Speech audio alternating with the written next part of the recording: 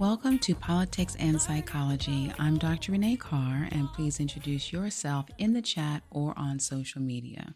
Today we are talking about multiple personalities and gender confusion, the connection.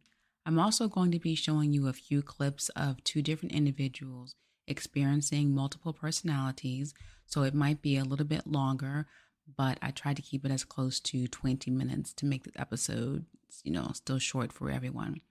But for this to not be a one-sided or a one-time conversation, please also give your thoughts or questions in the comment section below. And I also want to send a special thank you to every single person who has commented, liked, or subscribed. And by you continuing our conversations after these episodes, whether you agreed with me or not, it really helps us to all share in discussing how science can help improve our lives and our country as a whole. So thank you very, very much. Dissociative identity disorder used to be called multiple personality disorder, and multiple personality disorder was also known as split personality. The name of the diagnosis was changed from multiple personalities to dissociative identity because after being able to study this condition across several decades and across several cultures, it was realized that it was not multiple personalities.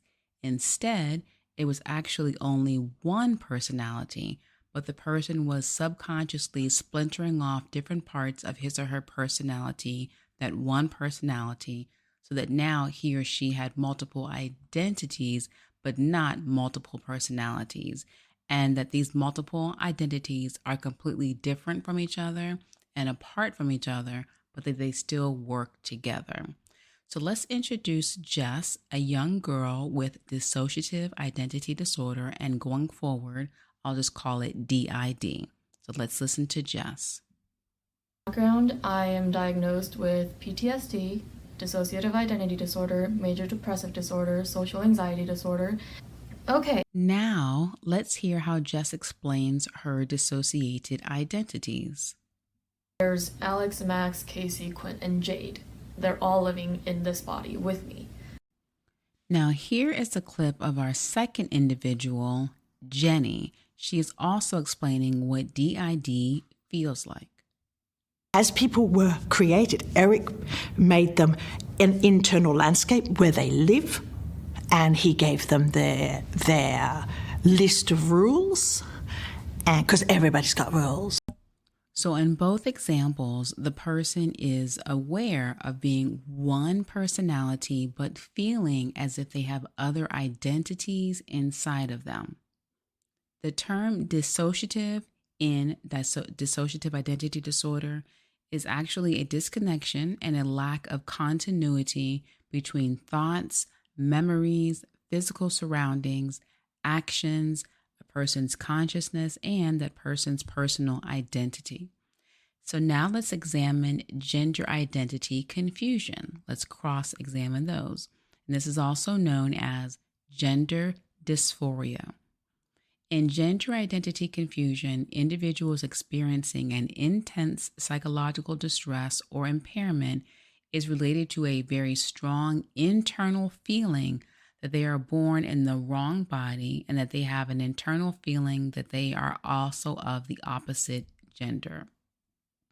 So when you look at DID and gender dysphoria, in both diagnoses, we can see that individuals feel a strong disconnect from their own bodies. They have a strong disconnect from their own psychological identities, and they have shared experiences of feeling disconnected from reality. In addition, in both DID and gender dysphoria, a person will feel and behave that they have an identity within them that is of the opposite gender and that they did not choose the experience of having this different identity. So let's listen back to our second person, JENI, explain this experience.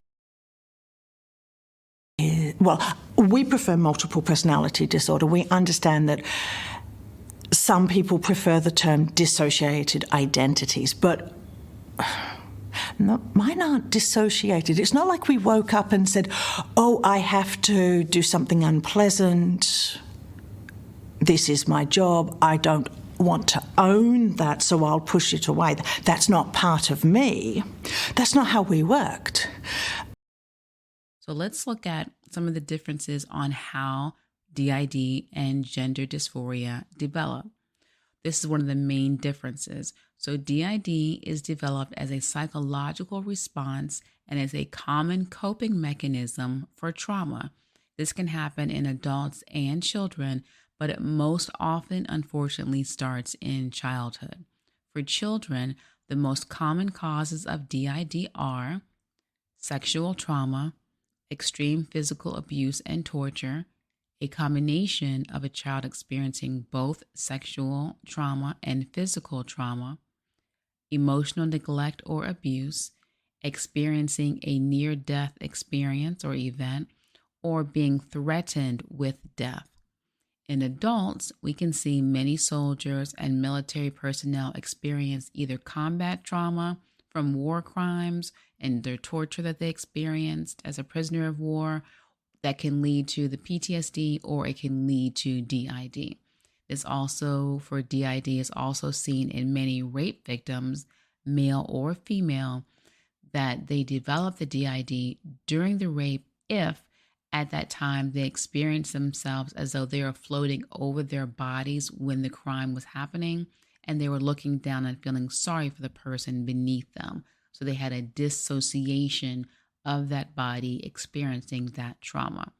In all instances of DID, we have to understand that DID is a survival and coping mechanism from very painful, harmful, and traumatic experiences. It is the subconscious creation of the other identities that have different roles in that person's life, and that helps the person to survive or to at least feel protected. DID happens because of PTSD, because we go through a childhood trauma and it is so traumatizing, it is so horrible that we need to split our identity into different pieces so that pieces can protect other pieces, if that makes sense. First off, let's start with Max. When did Max come into the picture? When I was 4, Max came in as a 6-year-old boy. And that makes sense because I needed an older brother to take care of me. And my biological brother, he didn't really take care of me, so it made sense to me that there had to be an older brother figure to take care of me. So in dissociative identity disorder, we have a very clear understanding of the causes of this disorder. We don't, however, have a same understanding of the causes of gender identity confusion. So in gender dysphoria, we know that it is a new diagnosis for a newly emerging disorder. For this reason, the research is limited on the exact causes of it. However, when you look at the realities of social pressures, politics, and fears of quote-unquote being canceled, combined with a widespread push to promote and encourage sexual fluidity, it's no surprise that the reason why this diagnosis is so new is because it's a newly socially and environmentally influenced condition. And think about it when you compare it to autism. Autism is still a relatively young developmental disorder and is affected by new variables in our society. This includes toxins in the environment, GMOs being introduced into our foods, chemicals in our waters, food dyes and food colorings in children's foods and candies. So a lot of new environmental and social practices are being introduced into the human diet, and that is linked to disorders that are coming out when it comes to developmental disorders or psychological disorders, and autism is one of those. With gender dysphoria, however, the only known factors associated with this new condition is the new social encouragement and the new social sexualized grooming of children by media as well as the parents themselves. And the only symptoms, quote unquote, are children either saying that they feel like they are born in a different body, or it's parents reporting that children are playing with toys made for the opposite gender, that their child is hating the color pink, or not liking some other superficial association with that child's gender.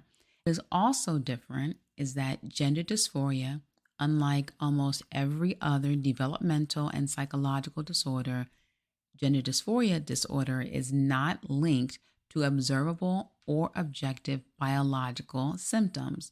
For example, with clinical depression, we can see changes in the prefrontal cortex and the hippocampus. We can also see low levels of serotonin. In schizophrenia, we see dopamine, abnormal eye movements, and even protein levels as biological indicators of the presence of schizophrenia. And in dementia, we can see dysfunction in neurotransmitters. But in gender dysphoria, there are no such factors of biological dysfunction. In fact, gender dysphoria is the only condition in which healthy biological functioning is either suppressed, blocked, or removed. And in the absence of any biological symptoms, this is one of the reasons why in 1973, the American Psychological Association removed homosexuality from our Diagnostic and Statistical Manual as being a psychological condition. This was, of course, in response to lobbying and other social pressures as well, obviously. But they did this because their claim was that there was no biological support to classify homosexuality or homosexual behavior as a disorder. And indeed, there was no biological support to justify this is a disorder. But when you look at this historical fact, it's very ironic to now see the LGBT community fight so hard to contradict itself by saying that homosexuality is not a psychological condition, but then also refuse to say that homosexuality is still a sexual preference. So there's a bit of hypocrisy going on there. Now let's look at the actual observation of a person, this is JESS, who is actively experiencing a state of dissociative identity. Now these clips are a little bit longer, but you'll get a chance to see JESS not only have her face and her body change and then her voice change, but you can see how these are in response to her memory of a traumatic experience. And you can see the new identity take over. So let's begin. My alters never age. They come as the age they are. So Max came as a 6-year-old boy, and he's still a 6-year-old boy. And all of my alters never age. And I'm the only one that ages because as the body ages, I age. So I'm 19 years old. Why do alters exist, and why did Max come into my life? Well, Max is a protector. All of my alters protect me in some way, shape, or form. Max keeps some super traumatic memories from me, so he blocks those out, and I don't remember them. I have huge memory gaps in my childhood. And Max sometimes makes decisions for me, but he always has my best interest in mind, so I trust him with things. Max is strong, so all of the alters have like a hierarchy. Max is actually on the top of the list. He's the strongest. He's been around the longest, and he has the most power. So next, Alex. Alex is a 13-year-old girl. She came when I was 13, and as a fellow 13-year-old, she was my friend when I was 13. That was back when I was bullied in middle school, and Alex taught me how to be sociable and how to make friends and how to maintain friendships. And Alex knows a lot about makeup and clothes and fashion and hair and all that stuff, so I trust her with all the girly stuff. Alex likes to play dress up and like play doll or whatever inside her room. Max likes to read books and look up videos on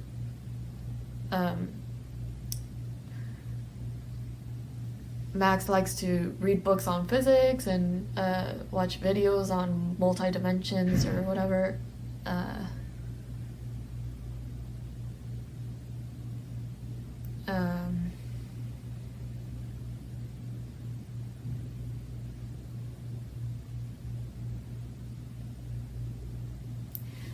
YouTube. Oh my gosh. Just started to film. I was so afraid that she was not going to allow me to do this, but I started this YouTube channel and I'm so excited. Max and I, hi, my name is Alex. I forgot to introduce myself. I'm so excited to meet you all, and if you have any questions, just comment down below and maybe we can make another video, or maybe we can do a Q&A or something about this. But I love YouTube, and I love this community, and I love everything, how resourceful it is and how fun it is to just binge watch YouTube videos. So I'm so excited I get to do this. So Jess was talking about DID. Okay. Yeah, so about our house, we have whatever furniture we want in there. It's like our imaginary little world, you know? So we can make up stuff if we really want to. We have a giant spiral staircase and posters everywhere, and pianos, and giant beds and stuff like that. And when we go into our little rooms, it's like a whole different world when we go into each other's rooms, but we tend to not go into other people's rooms if we can help it, unless someone is like rushing us into a corner, then we have no choice. Sorry, I'm talking way too fast. I'm gonna have to edit this. But I think Jess covered all of this, actually. She did a really good job. And anyway, see you later. Bye. So as we can see, Jess is still remembering the abuse and her brother not being able to protect her. And that when we see her experiencing those memories, that's when she begins to change and another identity begins to emerge, or at least tries to emerge.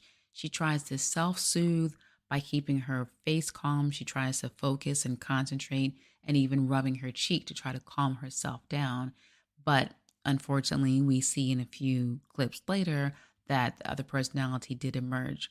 And to not make this video or this episode too long, I only used one or two examples. But in all cases of DID, every single individual does not have only one other identity, meaning they have at least two or three. And in the case of JENI, who was the older lady from Australia that I showed you, she reported having as many as 2,000 identities. And this is another connection with the LGBTQIA plus community. So more and more letters are added because just accepting one form of sexual identity or gender identity is not enough. Not that it's just trying to just take all the alphabets in the world, but because it's a way of trying to make sense and a way to try to make peace and to reconcile an identity and sexual confusion. And it's a hope of trying to get rid of the psychological distress of not having a normal human experience. But just because you're adding in different letters, it does not mean that you can actually change your gender, and it does not take away the person's actual confusion or hurt. Similarly, with DID, one disconnected identity cannot make the abuse stop, nor can it make one identity completely heal all the other identities, or the original person, which we're seeing is called the host. It can't heal the host from having experienced trauma. And that's why more and more identities emerge. So when we look at the connections between multiple personality disorders, or dissociative identity disorder, and also gender identity confusion or gender dysphoria, we see the connections to be that one, both diagnoses are most often made during childhood. We also see that there is a shared experience of feeling like you have an internal identity that is different from your external appearance. The individuals have a strong disconnect from their own bodies. They also have a strong disconnect from their own psychological identity. They have a shared experience of feeling disconnected from reality, and they have a shared feeling of being detached from their sense of self and their own sense of their emotions. Additionally, gender identity disorder and dissociative identity disorder In both cases, a person will feel and believe that they have an identity within them that is of the opposite gender and that they did not choose the experience of having a different identity, and that these symptoms will cause clinically significant distress or impairment in their social, occupational, or other important areas of functioning. And the last and most tragic connection is the shared abusive role of the parent or caregiver. Specifically, in DID, the child has been horribly abused, neglected, tortured, or traumatized at the hands of his or her own family member or multiple family members, and most often it's the parent or the step-parent. In gender dysphoria, it's the child's natural biological and sexual identity that is permanently altered by a parent, and most often to only satisfy the parent's own dysfunction or the parent's own insecurities. So in both diagnoses or disorders, the biggest connection is a child or an adolescent being significantly and sometimes permanently harmed because of the self-centered beliefs, desires, or agenda of an adult. Well, that ends our time for today, but please continue the conversation and remember to do so using science and love. And if you run too fast,